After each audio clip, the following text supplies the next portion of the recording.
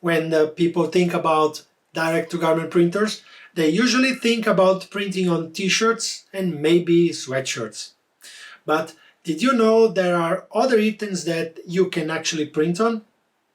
Actually, there are lots of other products. In this article, we will look into which alternatives you have to the usual t-shirts and sweaters. We will explain what you need to print on different products. We believe offering these extra articles could be a game changer for your business, can help you to grow, and even be an alternative to keep all the machines running when the t-shirts orders are low. And make sure to stick until the end, where we're gonna share 4 things that you need to be aware of when you want to print on different materials.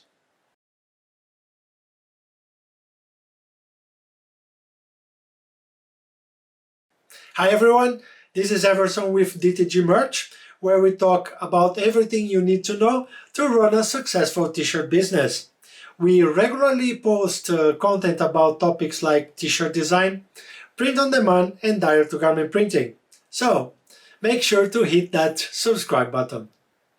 Apart from printing on clothing pieces like t-shirts and sweaters, there are lots of other options.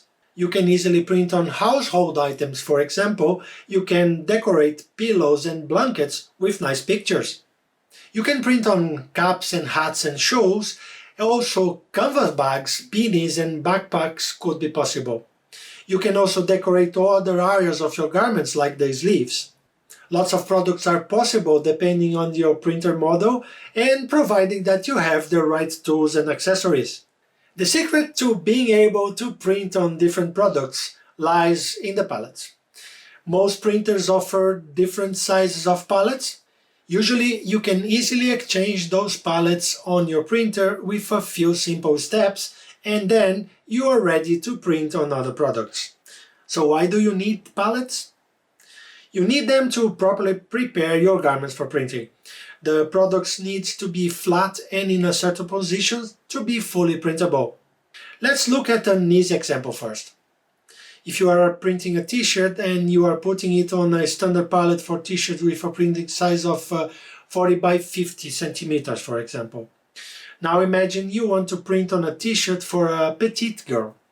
If you try to put a girl's t-shirt on the same pallet, it will probably fit, but also it will probably be stretched. And this stretched part will go back to normal once you remove the t-shirt from the pallet and the print will be squished. That's why you need to use a correct pallet for the product you are printing on, in this case a pallet for a ladies t-shirt. And lots of pallets are available in any kind of printing sizes. Also, they offer special pallets that can help you print on products that would be too bulky usually. For example, zipper hoodies or polo t-shirts. If you put them in a normal pallet, chances are that the zipper or the buttons will be in the way of your printer and will damage the print heads. With special pallets, these obstacles will be lowered in the pallet and you can print without breaking your printer. Now, as you can imagine, you also need special pallets to print on other products. For example, obviously you would cause a bad crash if you place some shoes on a regular pallet and try to print on them. I could not even think of a way to position this correctly. Now, let's have a look at 4 things you have to pay close attention to when you want to print on different products.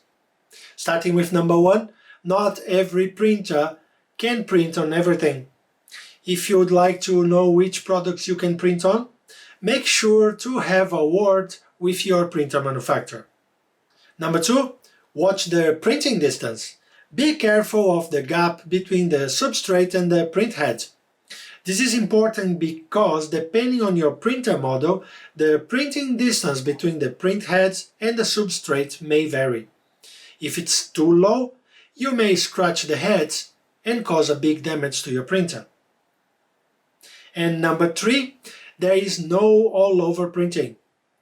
Even though it would look nice in many products like tea towels and t-shirts, all-over printing may not be all possible. All-over print is when you print seamlessly all over a design.